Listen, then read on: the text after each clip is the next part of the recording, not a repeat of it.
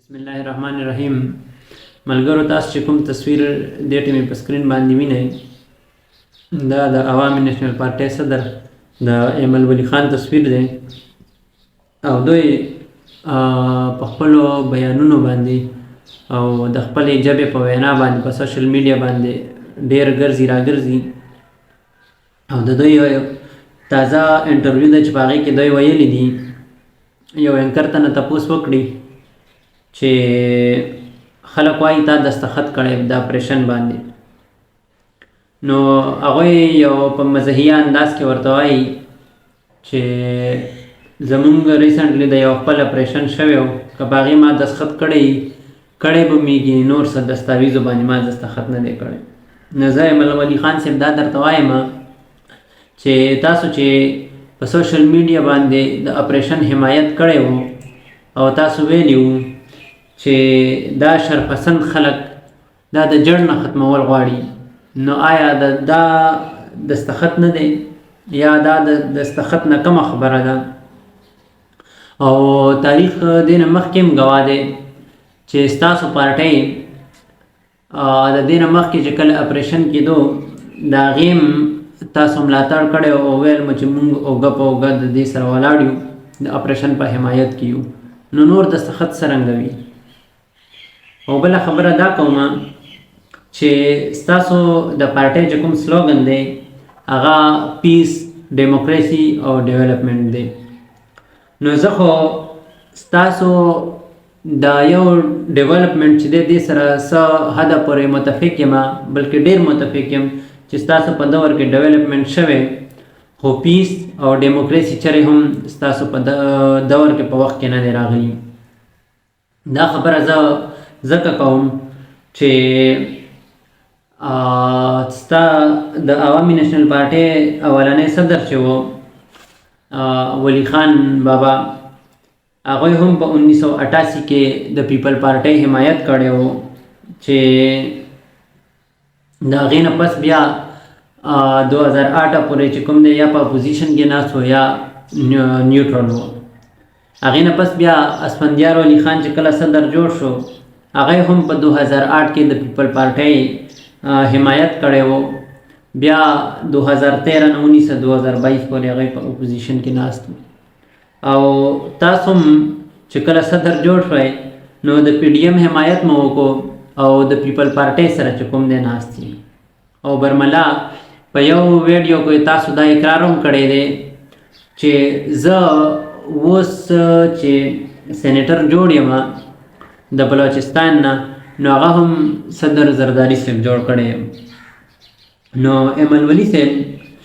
زه ستاسو نه دا تپوس کوم چې پی ډي ایم چې یو اسټیبلیشمنټ پارټي وه او اوس هم ده تاسو د هغې سره ګډ جوړ کې نو ستاسو د پارټۍ ډیموکراسي په کوم ځای کې شوه او تاسو د اپریشن حمایت کوئ چې زرګونه پښتانه پکې بیا مري نو دا پیس په کوم ځای کې شول آیا تاسو د خپلې پارټۍ سلوګن نه په خپله باندې خبر یې او تر څو پورې چې د باچا خان بابا د فلسفې خبره ده د عدم تشدد نو هغه خو مونږ ته هغه ورځ باندې معلومه شوې وه چې کله تاسو نه یو صحافي تپوس وکړو چې که چېرې تاسو سیاستدان نه وئ نو تاسو به څه وئ چې تاسو ورله په خندا کې جواب ورکړو چې زه به بدمعاش یم نو البته د اسفندیار ولی خان صاحب یو بیان مې کتلو چې که زه بلکې هغوی دا ویلي وو چې نواز شریف او زرداری دا د سکې دوه طرفونه دي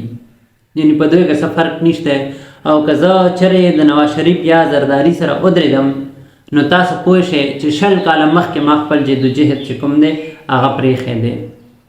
او دا انټرویو چې کوم دی په 400 جرنلسټ باندې 7 اپریل 2018 باندې نشر شوي ده نو آیا زه اوس داسې وګڼم چې تاسو خپل جدوجهد پرېښی او ستاسو پارټي چې هغه ورته وایي چې هسې ناسته پاسته نو په دې باندې مشتمله ده دا خبره به غلطه نه وي او بله زه تاسو ته دا وایم چې دې پیره چې د قومي سلامتي اجلاس و نو اسفندیار ولی خان صاحب په خپل یو انټرویو کې ویل چې کله هم د سلامتي کانفرنس کیږي نو پکار ده چې ټول د پارټۍ چې کوم کارکنان دي یا د پارټۍ صدران دي هغه دې راوغوښتلی شي او د ټولو نه د خپله رایې د هغې تپوس وکړی شي. نو آیا تاسو چې دې پیره